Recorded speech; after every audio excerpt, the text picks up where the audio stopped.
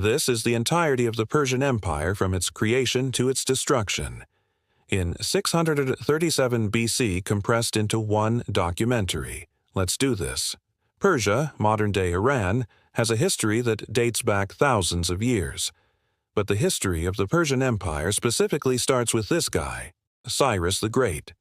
In 559 BC, Cyrus the Great became the king of Anshan, a small Persian kingdom. He spent the next 10 years conquering all of the other small Persian kingdoms until he unified the Persians. With Persia unified, Cyrus set his sights on the east and west. To the east, he clashed with the mighty Assyrian Empire, who at the time ruled over much of Western Asia. After defeating them, Cyrus took their capital city of Nineveh and in doing so became the ruler of all of Mesopotamia. From there, he turned his attention to the west and conquered Lydia, making him the ruler of all of Anatolia. With his empire quickly expanding, Cyrus adopted a new title, King of Kings or Shahanshah in Old Persian. He also developed one of the first decentralized bureaucracies to manage his vast empire. And he was very tolerant of other cultures, religions, and ethnicities, which helped him to rule over such a diverse group of people.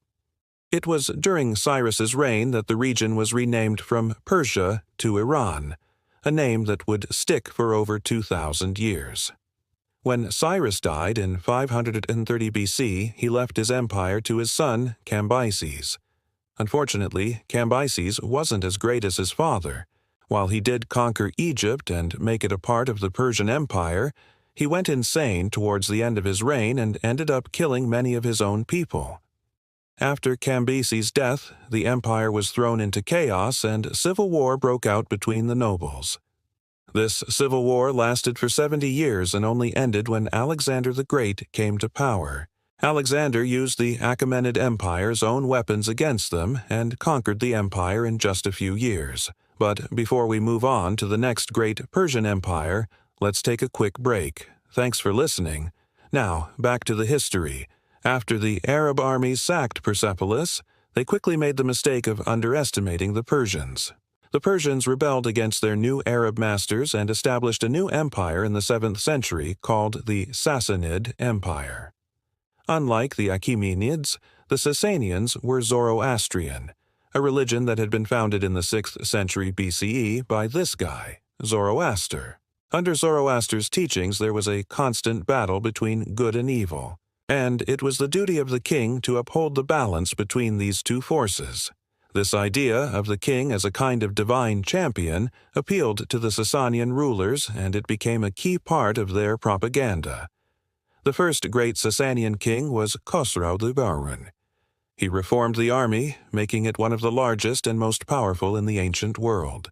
Under his rule, the Sasanians also took back much of the former Persian territory from the Arabs. But while Khosrau Firuz was successful in expanding Sasanian power, his son, Kavad Firkturus, was not. Kavad actually converted to Manichaeism, a religion that blended Zoroastrianism with Buddhism. This made him very unpopular, and he spent much of his reign fighting rebellions.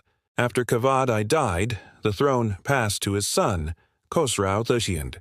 And let me tell you, Khosrau II was awesome. In 590 AD, he led his armies across the Middle East and into Anatolia.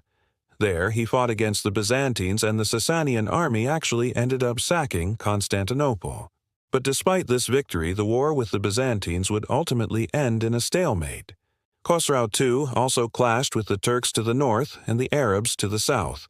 But even though he was a great warrior, Khosrau II's reign would ultimately end in tragedy.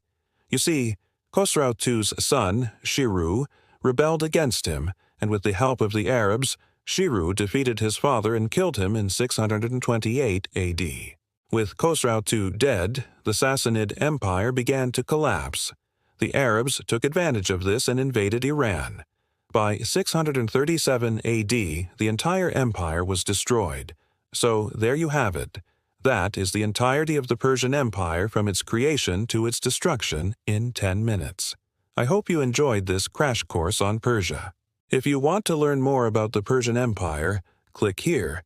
Thanks for watching.